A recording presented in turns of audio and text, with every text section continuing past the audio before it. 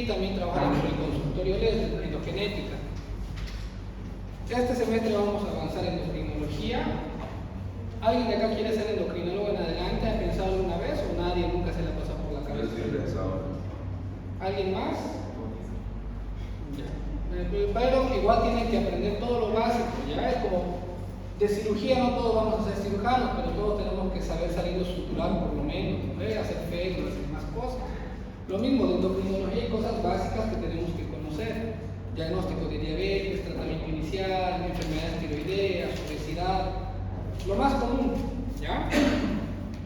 Entonces, los temas que vamos a avanzar hasta el primer parcial, más que todo van a ser clases teóricas, incluso en la práctica, porque primero hay que conocer la teoría. Ya en la parte de segundo parcial y examen final vamos a hacer casos clínicos, cosas más participativas, más prácticas. Para su examen primer parcial va a ser en fecha 11 de marzo. Los temas que van a entrar son generalidades de endocrinología, principios de endocrinología, adenohipófisis, lo normal y los trastornos, neurohipófisis y crecimiento. Son 4 cosas. Acá se lo veo. 1, generalidades, que es el tema que vamos a ver ahorita. El tema 2, que es adenohipófisis.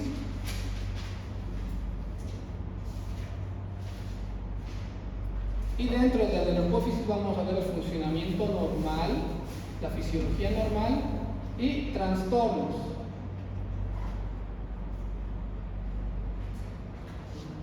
Vamos a ver lo que es crecimiento.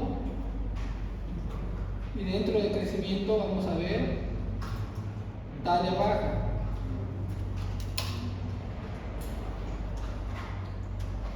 Y vamos a ver neurohipófisis.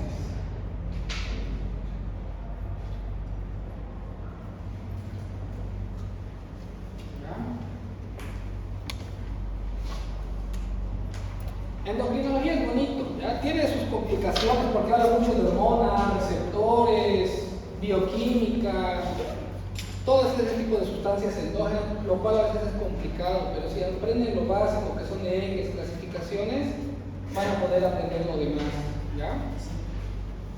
Entonces vamos a comenzar con los principios de la endocrinología. ¿Qué es la endocrinología? La endocrinología es una disciplina científica que se encarga del estudio de las glándulas y por ende de su secreción, que son las hormonas, ¿ya? Pero no se encarga solo de lo normal, sino que también se encarga del estudio de los trastornos, es decir, el funcionamiento normal y también lo que es alterado.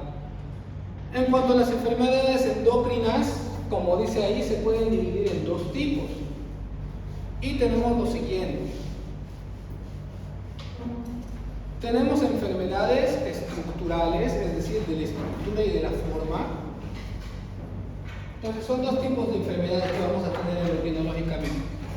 Uno, que son estructurales.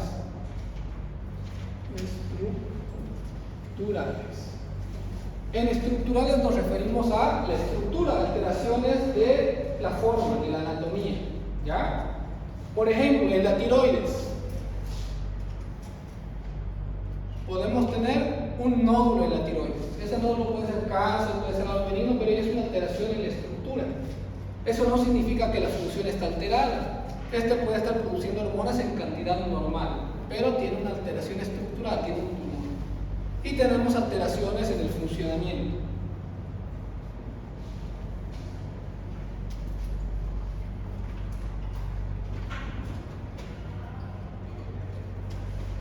En el funcionamiento, que puede ser de 2 tipos, como dice acá, hiperproducción, es decir, puede haber un aumento en la producción de hormonas o una hipoproducción, una disminución de la secreción de hormonas. Entonces son esos 2 tipos de enfermedades que vamos a tener en todo lo que es endocrinología: estructurales y en la forma, en el funcionamiento. En el funcionamiento, que produzca mucha hormona o que produzca poca hormona. ¿Qué son las hormonas? Las hormonas son sustancias producidas por las glándulas que por lo general importante acá, por lo general, es decir, no siempre, pasan a la circulación y ejercen su acción en una célula diana, es decir, en una célula distante. ¿Ya? Son verdaderos mensajeros químicos. Eso quiere decir que una glándula va a producir una hormona, esta va a viajar a través de la sangre hasta unirse a un receptor en una célula periférica, donde va a causar una función. Tenemos este tipo de transportes.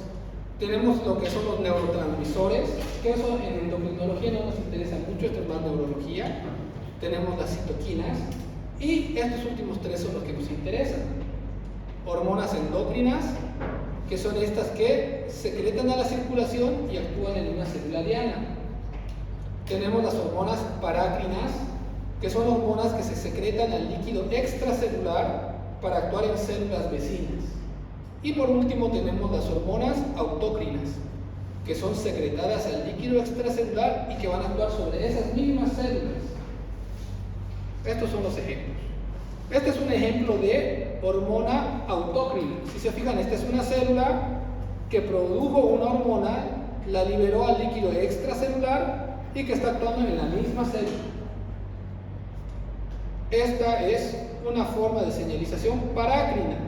Es una hormona que se liberó al espacio extracelular y fue hasta una célula vecina donde ejerció su acción. Y esta es una hormona endócrina.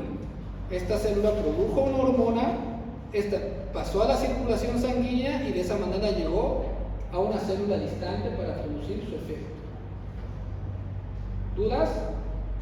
¿De momento todo claro? Entonces son esos tres tipos de hormonas que tenemos.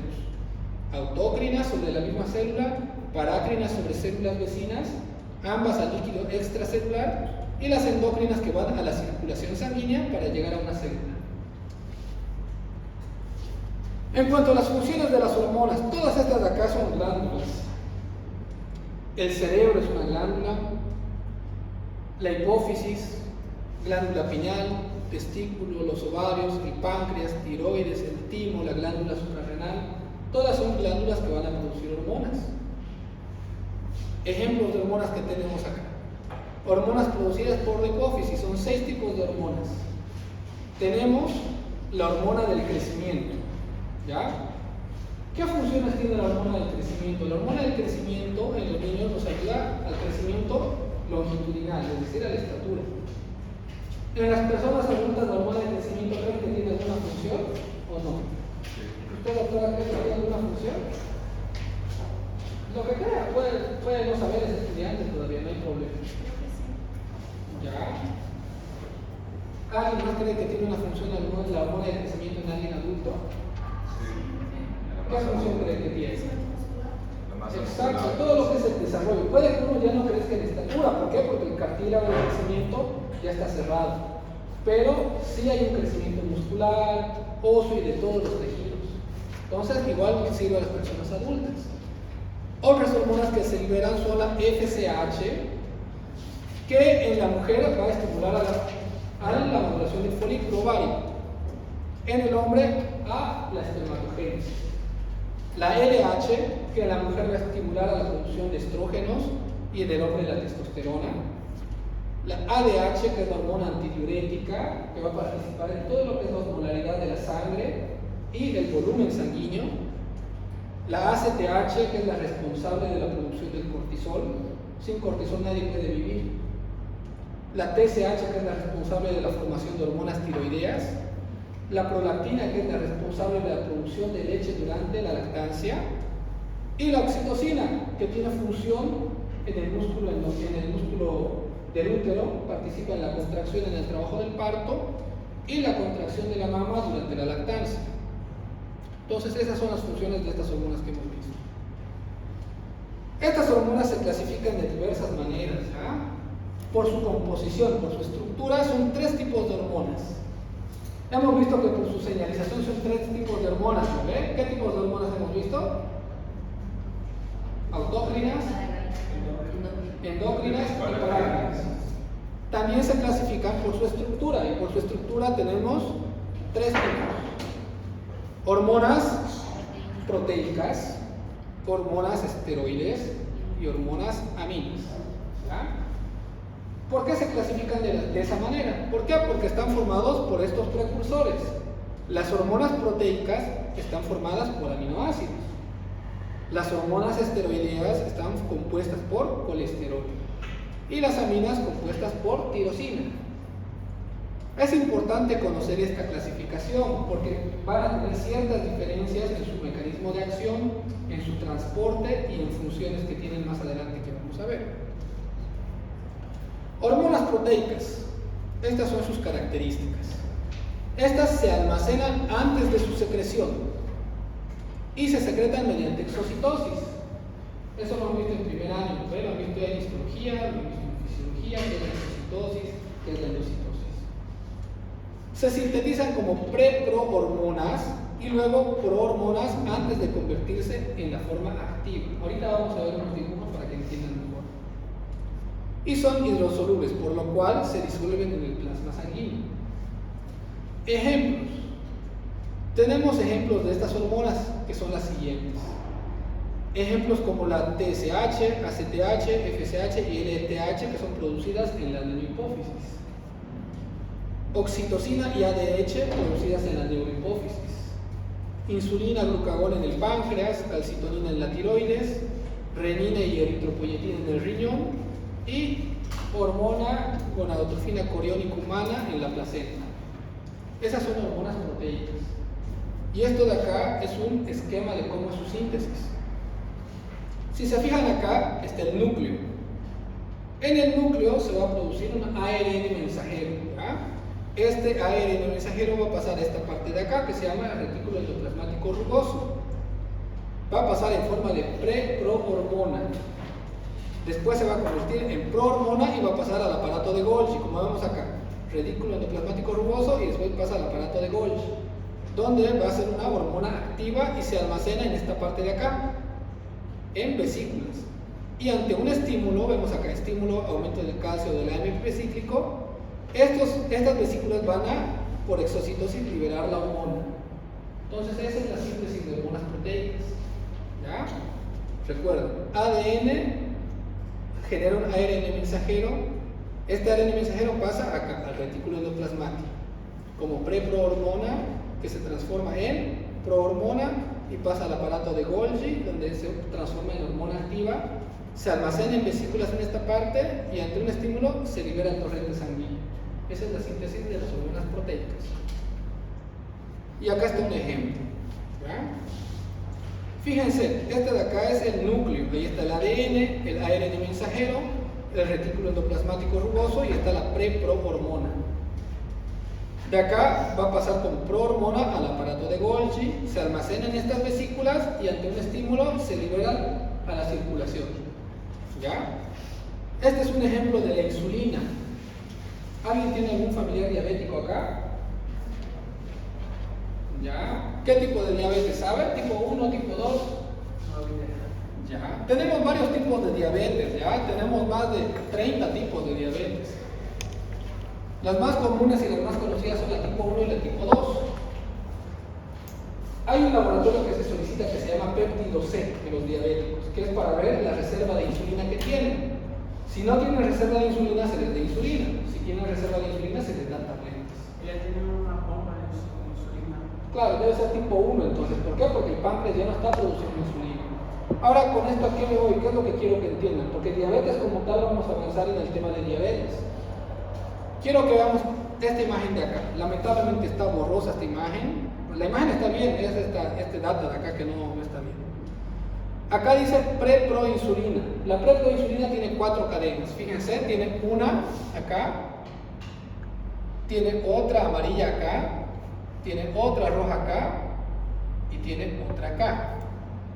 Entonces, cuando se sintetiza por primera vez, tiene esas 4 partes. Tiene una cadena alfa, tiene una cadena beta, tiene un péptido conector y tiene un péptido señal. Son 4 partes. Eso es una preprohormona.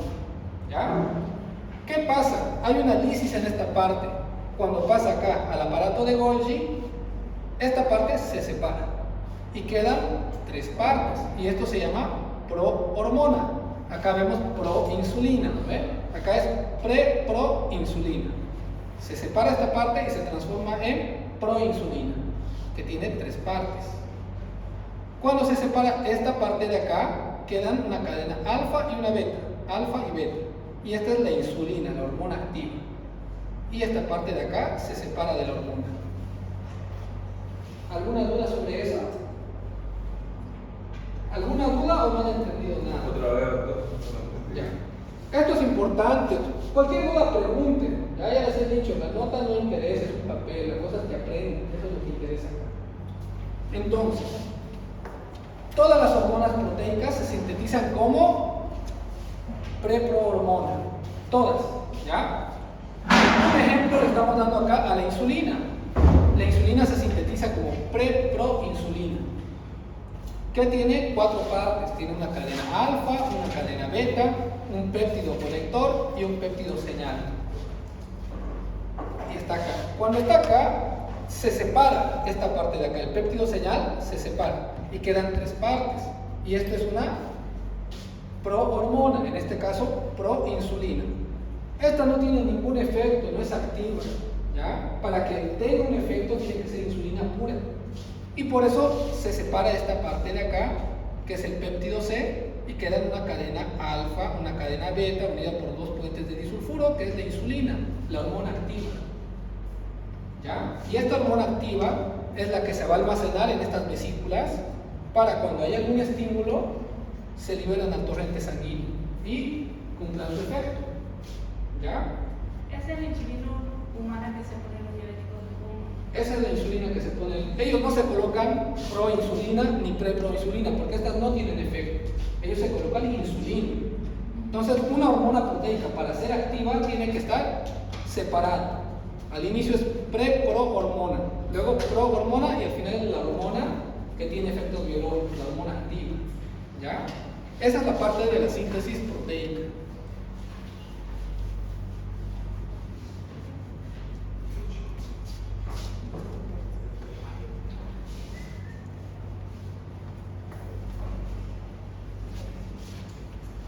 Ahora las hormonas esteroideas son aquellas que derivan del colesterol, ¿eh? Es lo que vimos. Son sintetizadas a partir del colesterol, son liposolubles y no se almacenan y circulan en la sangre ligadas a proteínas. Esas son sus características. ¿Qué ejemplos tenemos? Tenemos la testosterona, es una hormona esteroidea que es producida en los testículos. Los estrógenos y la progesterona son producidos en el ovario, son hormonas esteroideas. La aldosterona y el cortisol son hormonas esteroideas que se producen en la glándula suprarrenal. Y los estrógenos también son producidos en la placenta. ¿Ya? ¿Cómo es la síntesis de estas hormonas? Es distinta.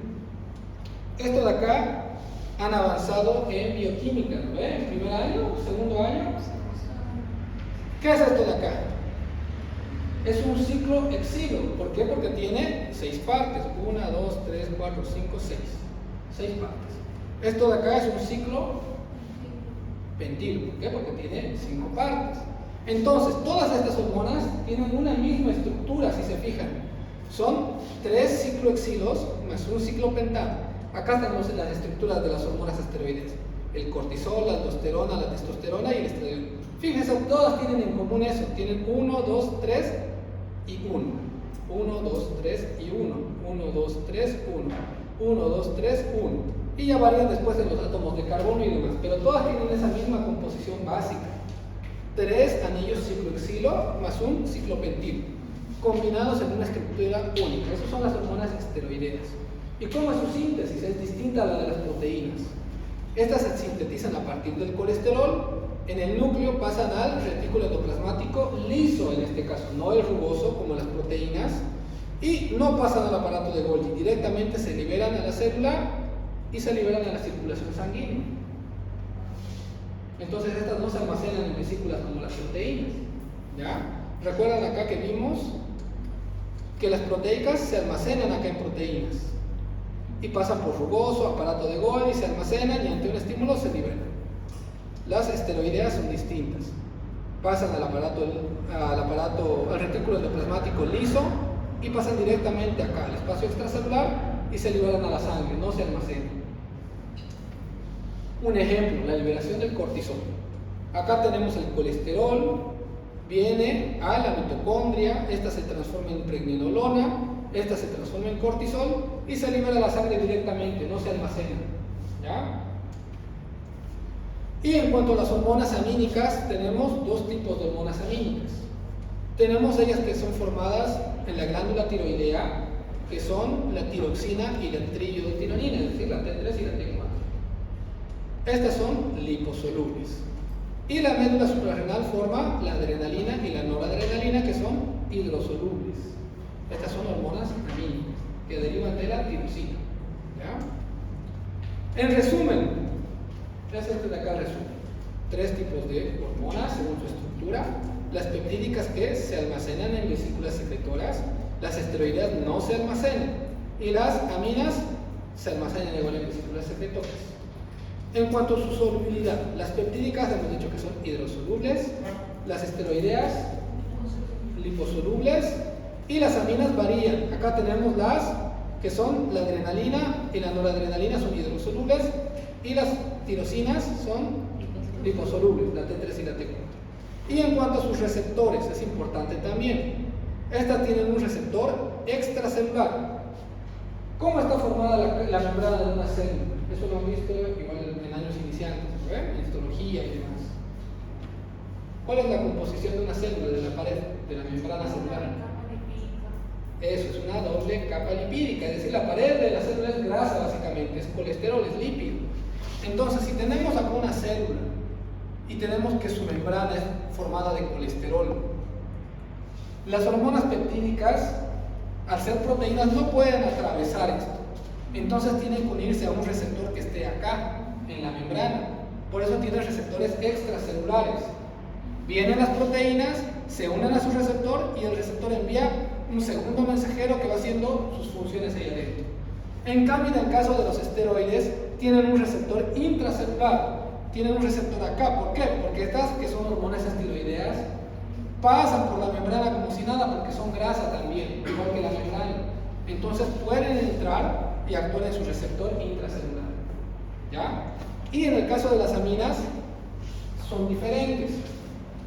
Son un receptor extracelular para la adrenalina y noradrenalina, y para las hormonas tiroideas es un receptor intracelular, que vamos a ver más adelante. ¿Dudas hasta el momento? ¿Está claro? ¿No han entendido nada? ¿Sí? En cuanto a la clasificación hormonal según su estructura, hemos dicho que tenemos hormonas peptídicas que derivan de los aminoácidos, ¿no? Hormonas esteroideas que derivan del colesterol, y las hormonas amínicas que derivan de la tirosina. Las hormonas peptídicas, acá tenemos ejemplos, nuevamente, factor de crecimiento, la hormona de la ACTH, la ADH, GH, FSH, CDH, todos estos son ejemplos. ¿Ya? De las hormonas tirosinas hemos dicho que son de dos tipos, las hormonas tiroideas que son la T3 y la T4, y las hormonas suprarrenales que son la adrenalina y noradrenalina. Y las hormonas esteroideas son la aldosterona, el cortisol, estradiol, progesterona, testosterona. En cuanto a su control hormonal, para que las hormonas se liberen tienen que tener algún estímulo, ¿ya? Y este puede ser conducido por un sistema nervioso, por ejemplo las catecolaminas. Cuando ustedes tienen algún susto, ¿qué es lo que pasa? Tienen una reacción de escape, de fuga, ¿no ve? Por eso se activa el sistema nervioso simpático, que libera adrenalina. Y eso nos permite huir o pelear o lo que sea, pero nos da esa energía, ¿ya? Entonces ese es un estímulo nervioso. Y también tenemos lo que es llamado la retroalimentación. Esta retroalimentación puede ser negativa o puede ser positiva.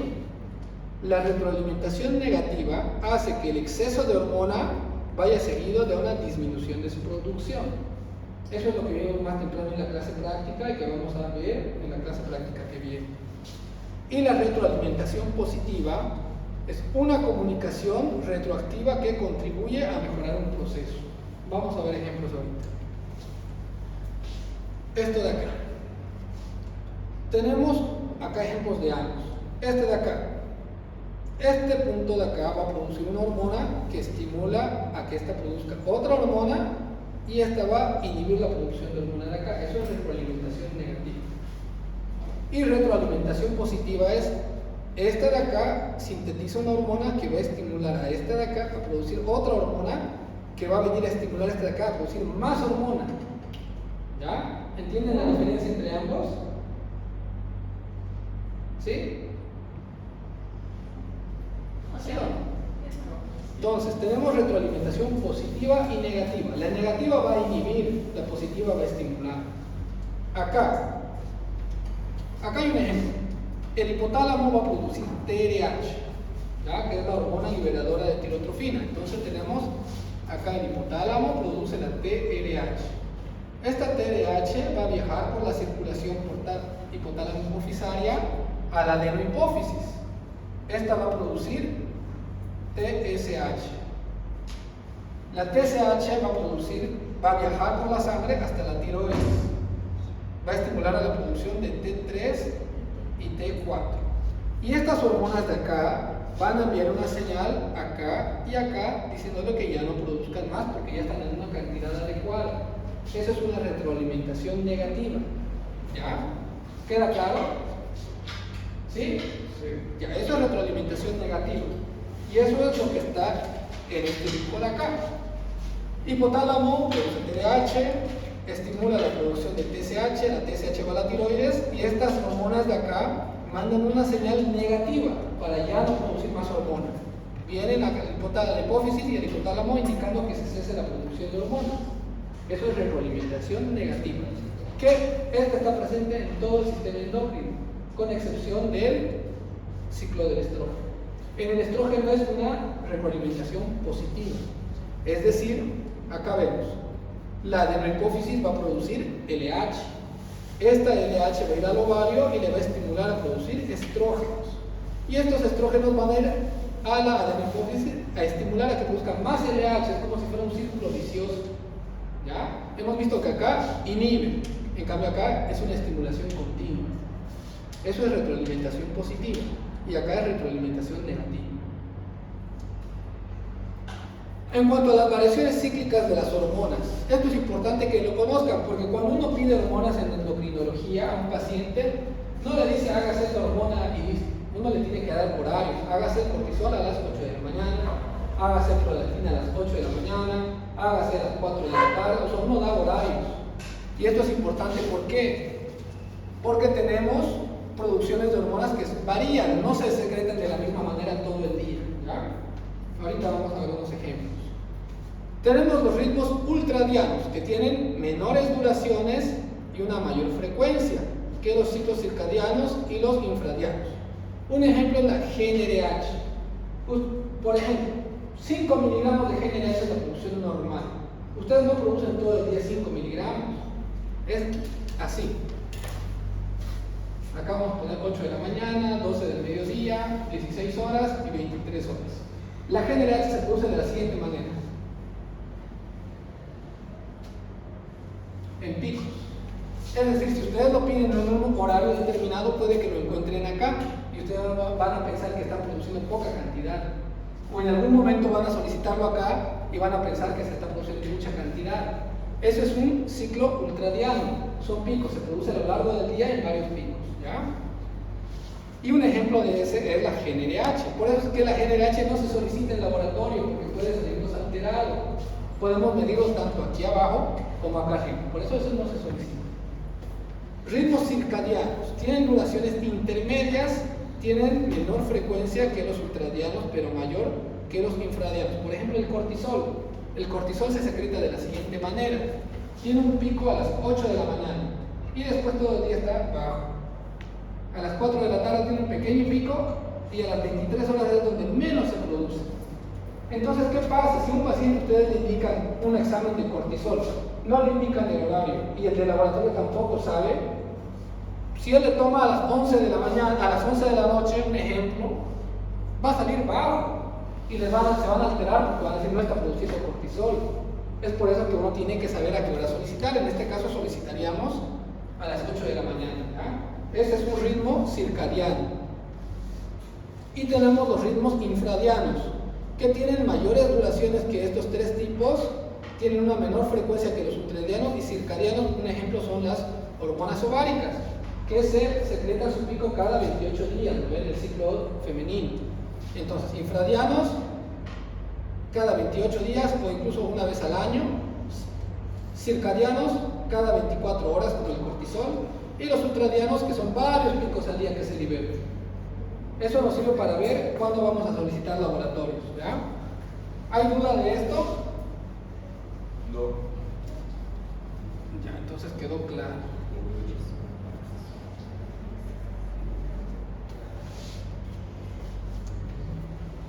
En cuanto a su transporte, hemos visto que las hormonas se clasifican en tres tipos, ¿no ven? A ver, al azar voy a agarrar a alguien y quiero que me diga según su estructura cómo se clasifica. ¿Cómo se clasifican según su estructura las hormonas? Se clasifican en tres, ¿verdad? En tres grupos. Ya, hasta ahí está bien, tres. Usted, doctor, dígame uno de esos tres. ¿Ah? Derivadas de aminoácidos. Ya. Ahora usted, doctora, la de lentes. Otra hormona, dígame o proteicas, dígame alguna.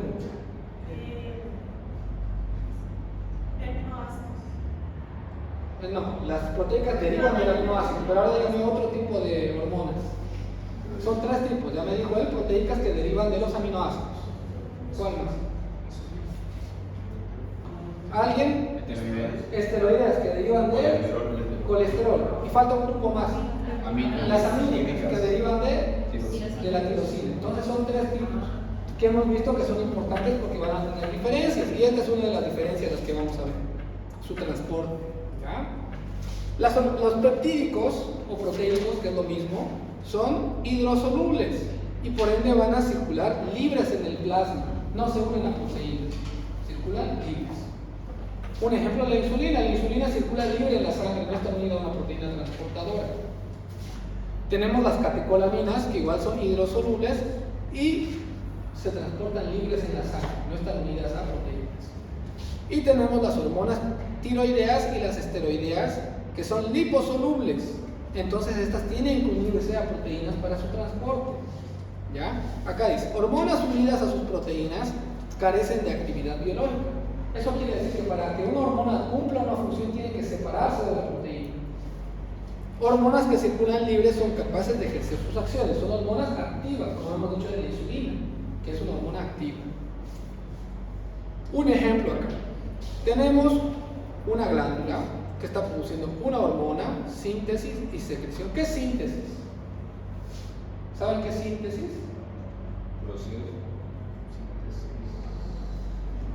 No creo que veintitantos no sepan, saben, pero tienen vergüenza de decir. ¿Alguien tiene una idea de qué es síntesis? Es una producción. Síntesis es producción y secreción es liberación. ¿Ven? Entonces acá tenemos una glándula que está produciendo, está sintetizando una hormona y la va a secretar. ¿Dónde la va a secretar? A la sangre, al torrente sanguíneo. Esta va a ir a una célula y no va a causar ningún efecto. ¿Por qué? Porque esta célula de acá no tiene un receptor para esa hormona, pero esta célula de acá sí tiene un receptor. Entonces va a actuar sobre esta célula. ¿Ya? Y eso es lo que nos dice que es la afinidad y la especificidad. Tomen en cuenta, en la anterior clase uno de sus compañeros dio un buen ejemplo. Una hormona sería como una llave y un receptor sería la chapa. Una llave no le hace a todas las chapas, ¿no? Ahí solo le hace a un tipo de chapa. Pasa lo mismo con un receptor y una hormona. Tenemos varias hormonas, pero esas hormonas no actúan en todas las células del cuerpo. Hay algunas células que tienen receptores para esa hormona. Un ejemplo. Tenemos la hormona del crecimiento. ¿Ya? Y tenemos acá músculo.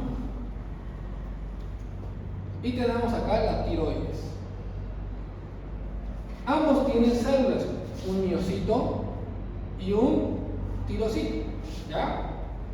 Esta GH va a viajar por la sangre.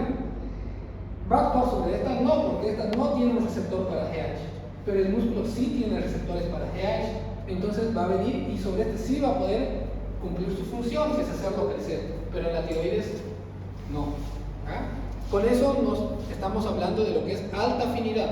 Fíjense, este de acá es un receptor y estas son hormonas. Este de acá encaja con este, entonces en este tipo de células sí va a tener una función, pero este de acá no. O bueno, sí parcialmente, pero este de acá no. Si se fijan es así. Un receptor es como si fuera una llave, no, una hormona es como si fuera una llave y un receptor como si fuera una chave. Es decir, necesitamos células que tengan receptores para determinadas hormonas. Si no tiene un receptor para esa hormona, no va a tener ningún cambio en su función. ¿Ya? Esa es la afinidad y la especificidad. Son específicos para cada tipo de hormona.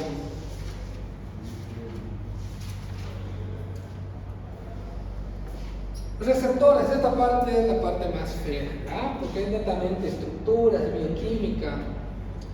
Entonces, receptores, ¿qué son los receptores? Hemos dicho que es donde se unen las hormonas para cumplir sus cambios biológicos, ¿no?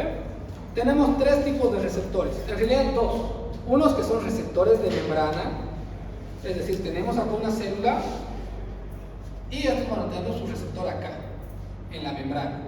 Y tenemos receptores intracelulares, que son de dos tipos, citoplasmáticos y nucleares. Entonces tenemos acá el núcleo y algunos van a tener un receptor acá y otros van a tener receptores en estas partes de acá, citoplasmáticas.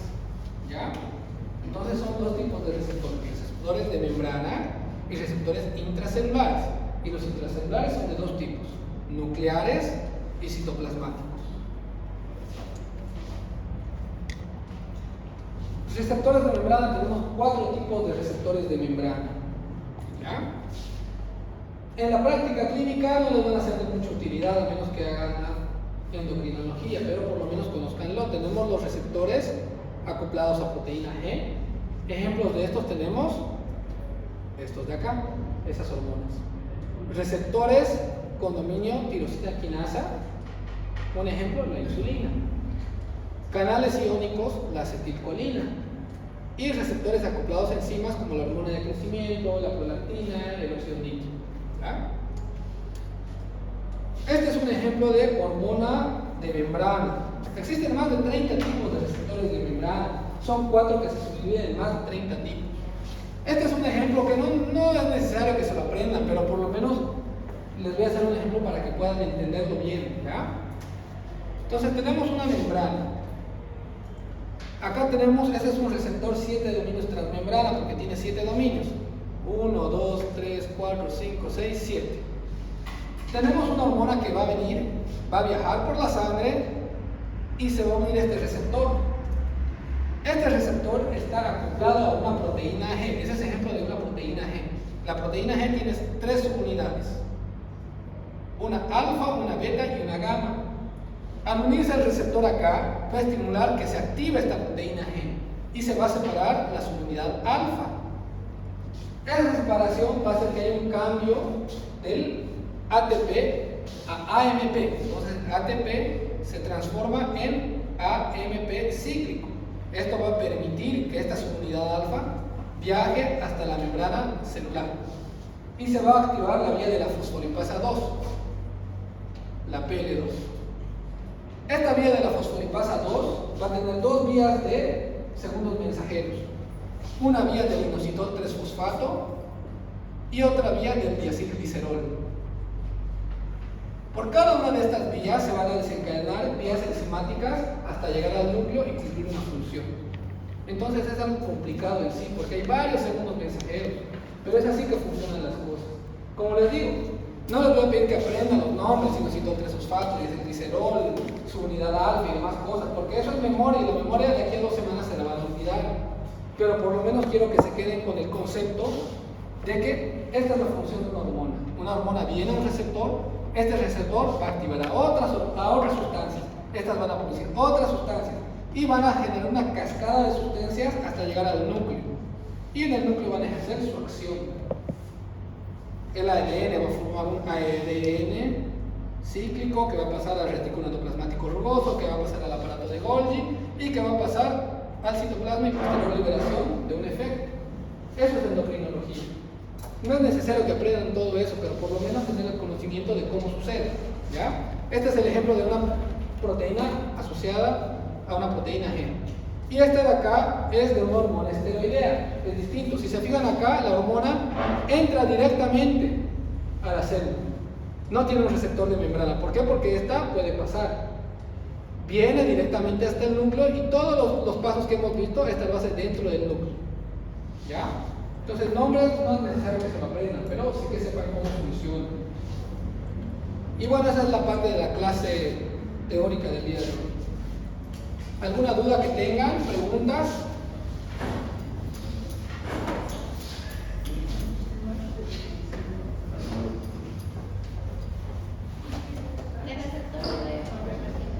¿Cómo? ¿Qué tiene?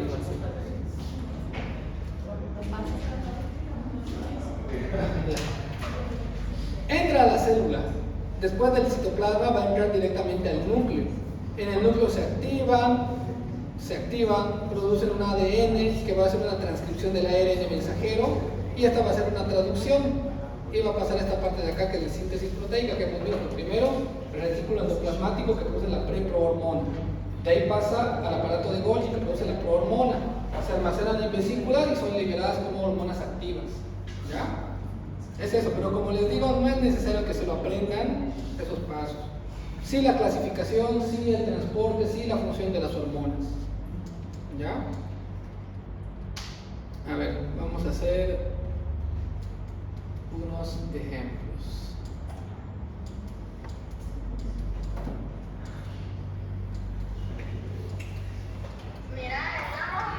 Está fácil. La estructura está fácil. La parte de dentro de la célula está difícil y eso no es necesario que se lo aprendan. Solo se los mencioné para que lo entiendan. ¿Ya? Esto es lo que más interesa de acá, sus diferencias.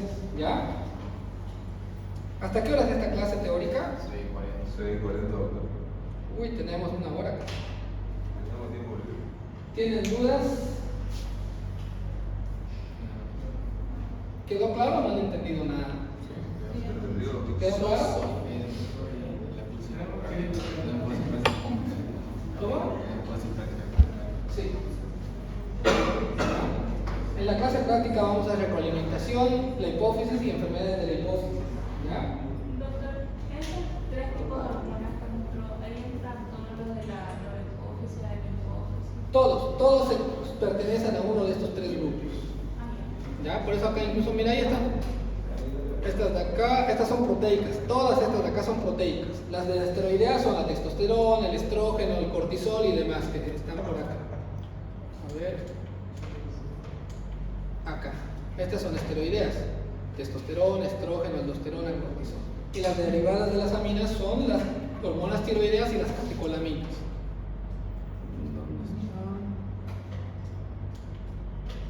Sí, acá están, ¿ve? Adrenalina, noradrenalina y las hormonas tiroideas.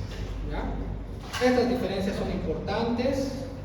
En todo caso, eso sería más lo que entra a su examen. Ejemplos de cada tipo de hormona, de dónde derivan. La insulina sería esteroidea. No, la insulina es proteica. No, proteica. Es proteica. Esteroideas son las que derivan de las grasas: testosterona, aldosterona, cortisol, estrógeno, progesterona. La mayoría, un 95%, son proteicas. ¿Ya? Esto es importante que sepan los tipos de retroalimentación, positiva, negativa, los ritmos de secreción de hormona, ultradianas, circadianas, infradianas, y un ejemplo de cada una. El mejor ejemplo de este circadiano es el cortisol. ¿No? Más adelante, cuando veamos cada sistema, porque vamos a ver diabetes, vamos a ver tiroides, vamos a ver crecimiento y demás, vamos a ver cómo se solicitan las hormonas, porque no se solicitan solo hagas este laboratorio, todo viene con horas. ¿Ya? Y si es en ayunas, si no es en ayunas y demás. Doctor, ¿cómo sería entonces la retroalimentación de la acromegalia? ¿Cómo sería qué? La retroalimentación de la acromegalia. De la acromegalia. En realidad hay retroalimentación de la hormona de crecimiento. A ver, te voy a dar un ejemplo ahorita acá. Eso lo vamos a ver en el siguiente tema. Pero hemos visto que la hormona de crecimiento se sintetiza de la siguiente manera. Tenemos el hipotálamo en la parte superior y esta va a producir una hormona, que es la GH-RH, que es la hormona liberadora de hormona de crecimiento. Esta hormona va a estimular en la hipófisis a la producción de la hormona de crecimiento, growth hormone. Y esta de acá va a viajar a la parte periférica. Va a viajar a los músculos, va a viajar a los huesos y va a estimular su crecimiento. Y por otra parte va a ir hasta el hígado. Y en el hígado va a producir una sustancia que se llama IGF-1, que es el factor de crecimiento similar a la insulina de tipo 1. Esta va a venir a esta parte a inhibir estos dos, indicándoles que ya no formen más hormona de crecimiento porque ya hay suficiente hormona de crecimiento. En la acromegalia o el gigantismo, la mayoría de las causas son tumores productores de hormona de crecimiento, es decir, en esta parte de acá de la hipófisis tenemos un tumor y este tumor tiene una producción autónoma, es decir, no responde a este mensaje de acá. Ha perdido la sensibilidad al IGF-1. Este va a producir hormona de crecimiento en grandes cantidades. Y esta IGF-1 va a ir acá a informar, pero esta no va a hacer caso porque es un tumor autónomo, no va a responder a estimulación. Va a producir y producir y producir hormona de crecimiento. Y eso en los niños nos da gigantismo y en los adultos nos da acromegalia. ¿Ya? Eso vamos a ver en la parte de tumores hipofisarios más adelante, en la clase práctica. A las 6:40 la próxima clase. Sí. Sí, en la clase práctica. 6:50. Pero antes no se puede ver. ¿Quieren pasar a la práctica de una vez? ¿O quieren tocar práctica o quieren descansar un rato? Ya. Pero si ya pasamos, no vamos. Los que ya